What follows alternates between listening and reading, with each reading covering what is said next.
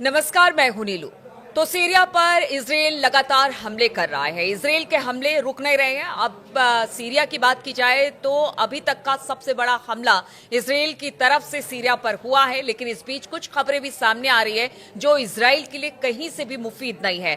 अब जुलानी की बात कर ली जाए, ईरान की बात की जाए या फिर तानाशाह असद की बात कर ली जाए, सब कुछ प्लान बना रहे हैं। किस तरह का प्लान है इजराइल को लेकर, बातचीत करने के लिए मयंक मेरे साथ जुड़ गए हैं।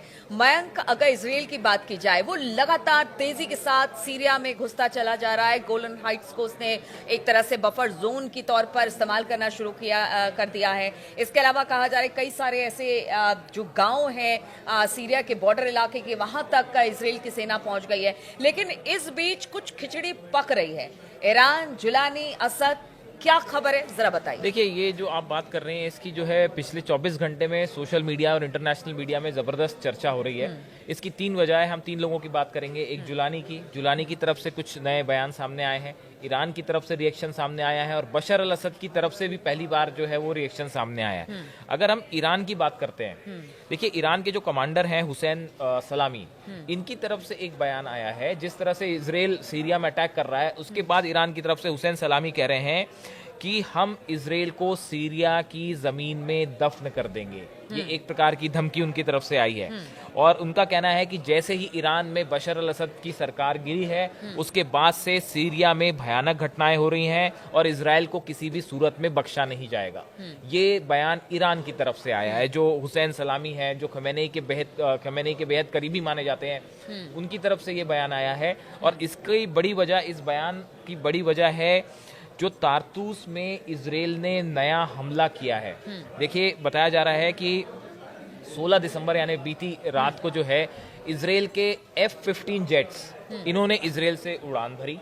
ये सीरिया के अंदर दाखिल होते हैं और तारतूस जो इलाका है, यहाँ पे इन्होंने एक बॉम्ब ड्रॉप किया, जिसके बाद एक मशरूम क्लाउड बना। जिस तरह का आपको एक न्यूक्लियर धमाके के बाद, परमाणु धमाके के बाद जिस तरह का क्लाउड दिखता है, उस तरह का क्लाउड दिखा, जिसकी सोशल मीडिया में बहुत चर्चा है, उसकी तस्वीरें छाई हुई हैं। तो ये एक बड़ा हमला था। इसकी तरफ ईरान की तरफ से कहा गया कि ये एक डर्टी बम है या ये जो प्रतिबंधित बम है उसका इजराइल ने इस्तेमाल किया है। हालांकि आईडीएफ की तरफ से, इजराइल की तरफ से कहा गया है कि नहीं, ऐसा नहीं था, ये एक नॉर्मल बम था जो कि किसी बम जहां पे हथियार रखे हुए थे उसके ऊपर गिराया गया, इसलिए मशरूम क्लाउड बना। जो भी हो, लेकिन हकीकत ये है कि इसके बाद इस घटना, जिस तरह से इजराइल सीरिया में अंदर घुस रहा है, उसके बाद अब ईरान की तरफ से ये एक बड़ी प्रतिक्रिया सामने आई है कि हम जो है वो इजराइल को जो है वो सीरिया की जमीन में दफन कर देंगे। एक सवाल और उठता है मयंक, चूंकि ईरान की बात हो रही है, कहा यह जा रहा है कि धीरे धीरे जो भी ईरान को समर्थन कर रहा था मिडिल ईस्ट से, कहीं ना कहीं खास तौर पर इन सब इलाकों, चाहे सीरिया हो गया या हूती, हमास, सभी को टारगेट किया गया।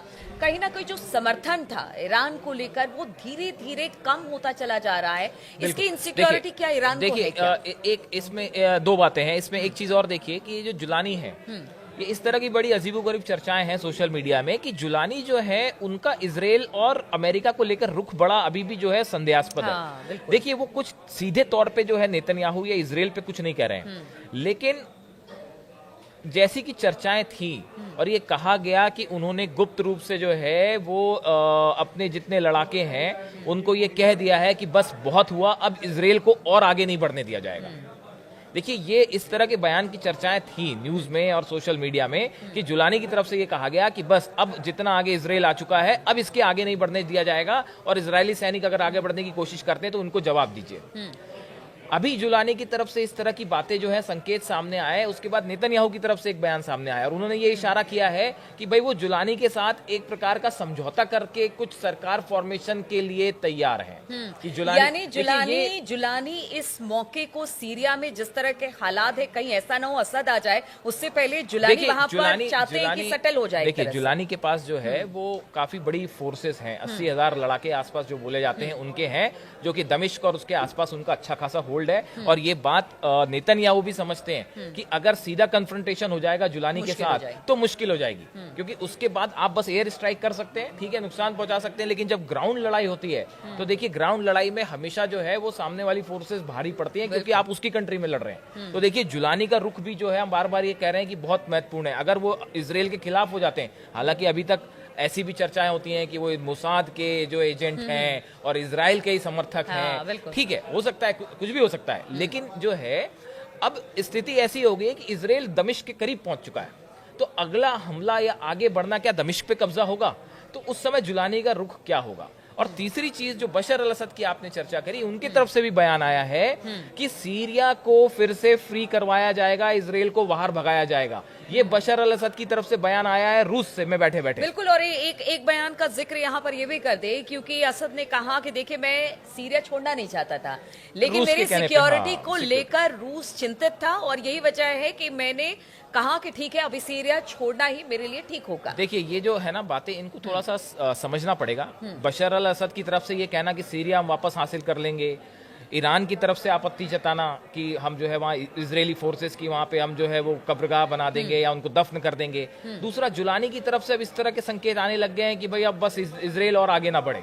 ये तीनों चीजें जो है वो इस बात का संकेत दे रही हैं कि हो सकता है कि अब जो है सीरिया का ये युद्ध एक निर्णायक मोड़ ले ले और इजराइल या तो किसी प्रकार के समझौते की तरफ चीजें आगे बढ़ जाएं और या फिर एक बार फिर बड़ा कन्फ्रंटेशन सामने होए, जो हो सकता है कि नेतन्याहू खुद ना चाहे इसको करना, क्योंकि एक तरफ वो खुद भी जानते हैं कि हिजबुल्लाह से लड़ाई के बाद फोर्सेस थकी हुई हैं, वो खुद ही कह रहे थे। और हिजबुल्लाह से आखिर वो लेबनान तो नहीं जीत पाए ना, लेबनान में वो जो हासिल करना चाहते थे टारगेट वो पूरा नहीं हो पाया।